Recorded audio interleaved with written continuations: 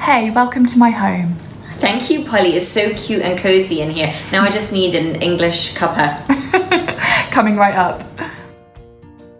Could you start by telling us a little bit about yourself, who you are and what you do? Of course I can. Well, I think that you know me pretty well by now. I do. But for the benefit of your readers and viewers, my name's Shefa. I'm a motivational speaker and a life coach. I like to think of myself as the progressive voice for the conscious living people of my generation. I like to have conversations about things that matter, conversation about self-awareness, self-expression, diversity, and I do this through one-on-one coaching with my clients. I do this through workshops. I do this through my weekly Instagram live show, So I Live, which by the way in Arabic means chit chat, and also through my weekly column in the Gulf Times. I think that, have you ever heard that saying, Polly? It might be from the Bible, I'm not sure. To whom much is given, much is required. Yes. And I think I was blessed with a lot, and I feel like it's my responsibility to share knowledge with our generation and just have discussions about things that matter. Love that. And what's your background and what made you decide to become a life coach? Okay, so my background is corporate communications. I was head of communications and marketing for a few big corporate government organizations here in Qatar. So basically that allowed me to do my two favorite things, communicating with people and connecting with people. I don't think I became a coach. I think I was always a coach. And in addition to my daytime job, I used to consult people on their businesses outside of work, consult them on issues in their lives. And so by becoming a coach, I just formalized that with a certificate. But I think I was always a coach. I didn't become one. For anyone that's watching this video right now who might be struggling in their life, if they're going through a low or a sad period, what's the biggest piece of advice that you can give them? You know, Polly, I'm very practical, so let's do this together. Is there anything that you're currently struggling with at the moment? Yeah, well, I'd say, you know most of the issues that I've been through over the last year. I've really struggled with a lot of loss. So loss of a job, loss of health, loss of friends. Situations to deal with. Yeah, it's been quite hard, and I'm coming to terms with how that's changed my life and how to stay positive through some of those really big life changes. Okay, so what we're going to do is we're really going to go back to basics, okay? So I'm going to just ask you to sit back in your chair. Okay. Let's loop the shoulders back. Let's open the chest and open the heart, and let's close your eyes, okay? Just want you to take a deep breath. Inhale through your nose and exhale through your nose too. Breathe in and out. Just nice and steady, nice and even. Expanding the lungs to full capacity. Just feel the blood pulsating through your body. Feel the energy as it flows. And just breathe. Let's think about this day that you have been graced to breathe in and out. Think about all those breaths that you took for granted, just expecting the next one to come. In and out. There's something about the expansion of the lungs. It's instilling a sense of tranquility. The truth is that none of the next breath is never guaranteed to come. You just be grateful for that breath. Opening your eyes this morning and that breath. Just giving you another chance at life. When you're ready, open your eyes, Polly. I actually do feel really relaxed right now. That really worked. Okay. Thank you. Question, Polly. Yeah. In this times that you were struggling and you were going through these difficult challenges, the loss and dealing with these tough situations and people, were there any moments, just small fleeting moments of joy or happiness, something in your day that brought a smile to your face? Yeah.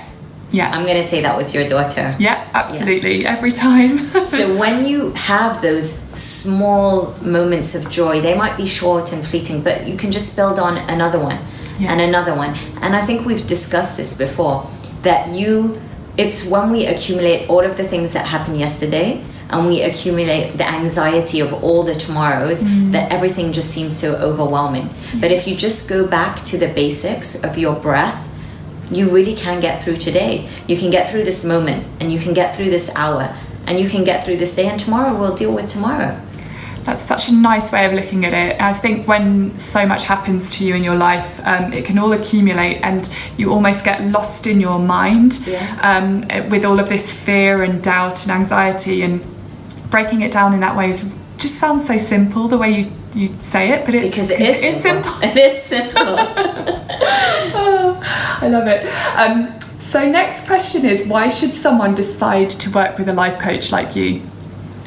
I think, Polly, that everybody at some point in their life experiences the feeling of being stuck, being lost, and almost feeling a bit helpless.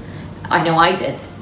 So basically that's what someone like me does. I hate the word, I think I've told you this before, I hate the word help. Yeah. I don't feel that I help my clients, because when you say that you help someone, it almost implies that the person is helpless, and nobody is. We all have the tools, we all have the capabilities, but sometimes they just get lost in, like we just said, these emotions and situations. So what I do, and why I think somebody should work with a life coach, I support my clients to cultivate their own personal power and take it back and step into their own power, so that they come to the realization that they are an active participant in their own healing process, an active participant in their own life story, in their own epic life story.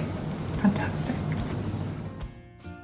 How do you work with your clients, and what does a typical coaching journey look like?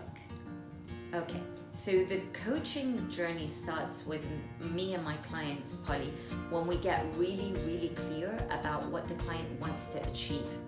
So a first session, I call it the exploration session, and we'll really dig deep to find out what the client wants to achieve by the end of this session, by the end of our time together. And sometimes I would find, or most times out of 10, the client doesn't know what they want.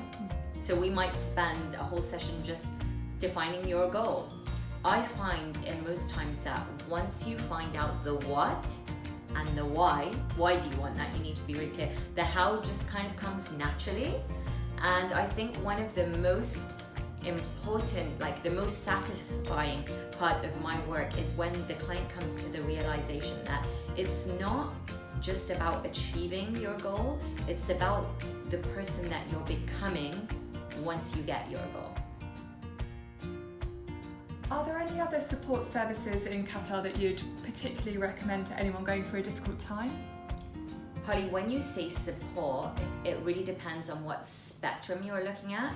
So if it was the feeling of feeling stuck, like we described before, and just closing the gap of where you are to where you want to be, I'd say a life coach.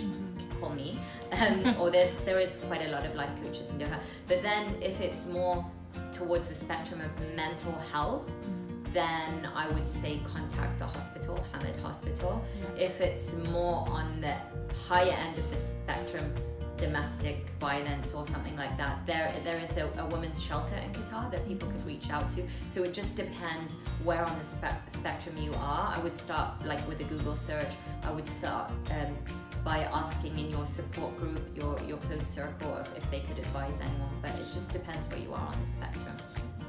And for anyone who doesn't know, I actually worked with Shefa myself, and I will be saying a little bit more about this. Oh, exciting. But we went through a really great journey together. We combined some coaching with some yoga as well, which you also offer. Is this something that you offer? I do. Well? I think yoga has a lot of benefits to helping people in their own healing process as well. And I like to combine elements from it in the coaching. I found that really beneficial, and I think I've changed a lot of my mindset since we started working together, and I really like what you said earlier about being an enabler rather than a guide or a teacher, because you basically you gave me the confidence that I needed to do some of the things that I already inside innately knew I had inside me, and you just helped to bring that out. And we're all born with those things, but sometimes you need someone to hold up a mirror. We all have our blind spots. Someone you need someone to be held accountable to, you know. And like I always say, I'm not a guide. I don't give you the answers. I'm a coach. I just ask you the powerful questions, and the answers are in with you. We all have everything we need, this inner wisdom. We just need someone to pull it out. Absolutely. Are there any final words that you'd like to leave us all with? I just want to say, I think there are so many people walking around the planet not living up to their maximum potential. I think that's because so many people are living in fear. Fear of, who do I have to become? What do I have to do? What's going to be involved? Because when you're living up to your maximum potential, there's responsibility. There's a lot of work that comes with that, and people are scared of doing the hard work. My reply to that would be, what a shame. What a shame to get to the end of your life, to reach old age, and say that I didn't use all the gifts that I have, the talent that I have, all the ideas that were inside of me, just because I was scared, and the only person that was stopping me was me. Thank you so much. Thank you. This has been really inspiring. We're looking forward to the next one. Me too.